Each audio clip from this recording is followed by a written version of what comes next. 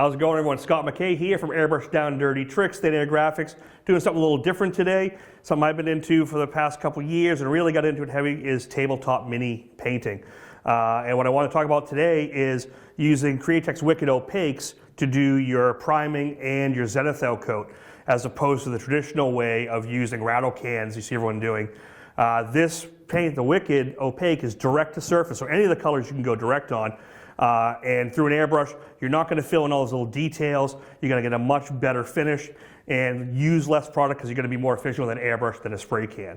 So we're going to use the black and then the white zenithal. We're going to go straight. We can talk about reduction, but the nice thing about this is you can go straight out of the bottle into the airbrush onto it. You can even brush paint too if you're into brush painting and you don't want to airbrush.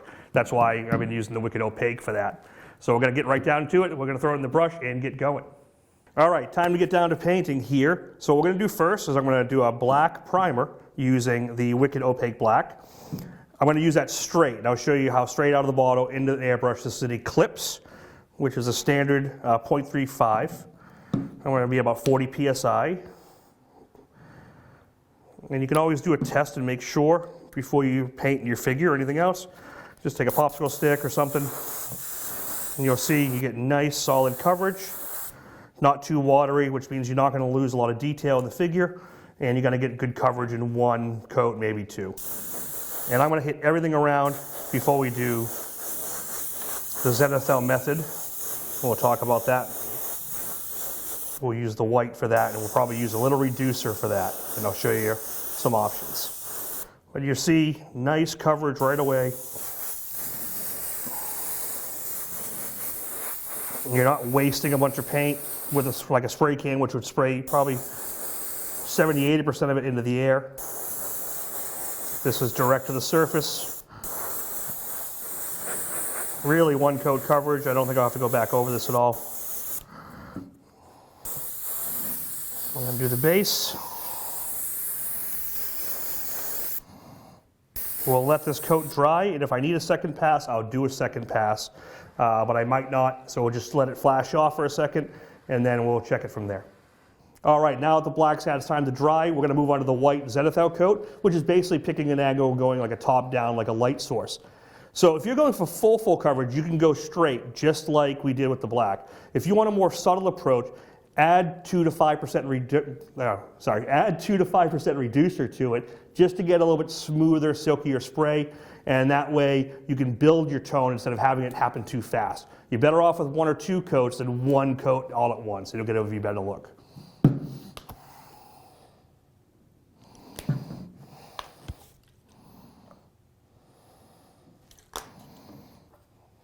Mix it up, give it a good shake. Give it a test. Make sure you get a nice gradient on there, and then we'll move on to the piece. All right, so for the Zenial Method, what you're trying to do is you're trying to pick a light source and spray from that source. So when you do your paint and colors later, you're kind of already tinting it with the darks and lights of that zenithal. So I'm going to come with top-down light source, and I'm just going to spray. And what that's doing, if you look at top, it's really white. You look at the bottom, you get that natural shadow. So when you paint your colors or your washes, they'll be brighter here and they'll be darker and give you a natural shadow look. And when you spin it, you'll notice it's really dark in the back, so I can decide if I want to do a little bit more, a little bit less. And you already start to build tone into that character. And what you can also do, if you want, you can pick a darker color, and you can come up from the bottom if you want to contrast it the other way.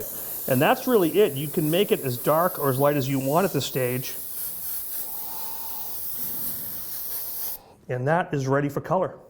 All right, now that we have our zenithal prime all done, which is, you can see it's nice and white at the top. You got dark down the sides, almost a shadow. And look at the back. Look at the scales. They look white there. Tilt a little bit, and you can see it's all black. So it's going to create really nice contrast already.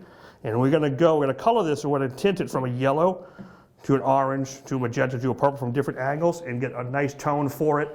And that's all set up for all your fine brush work at the end in your washes. But this will get you almost all the way there.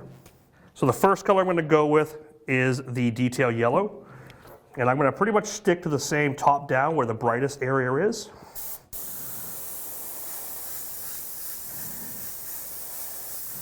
And I'm not going to move around too much because I want to blend other colors from other angles. But you'll see you get that nice bright top color. I'll do a little bit from the back. And because we're going from lighter colors to darker colors, it avoids having to do a lot of cleanup in between. We can pretty much go straight from color to color, get a nice internal mix. And again, that was straight from the bottle, no reducer. If you needed it, you could have added a little bit of reducer to it. But that's excellent coverage, and you're still maintaining that tone. So I'm going to put orange. Actually, you know what? I'm going to go magenta and show you how to do an orange without even having orange. All right, so I have magenta in the gun now, and I put a little reducer because I want it just a little weaker. And I'm not going to spray top. I'm going to spray more from the side now. And now you'll get that orange to magenta blend. Right from the sides, and that bright orange is almost gone. But you get that nice blend fade that's going to set up for all your washes and detail brush work at the end. Super fast, super clean, color to color. Looks cool. We'll do the final purple color from the bottom, and this will be ready for all your brush work.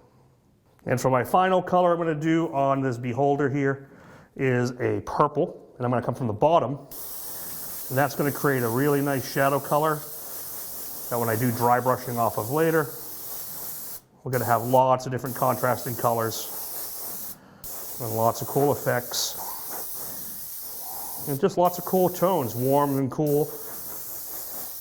Perfect for dry brushing, detail brushing, and I can actually get a little bit here in the eye. I'm going to go a little tighter, and we'll make that eye purple, and we're going to set him up for all the final brushwork detail.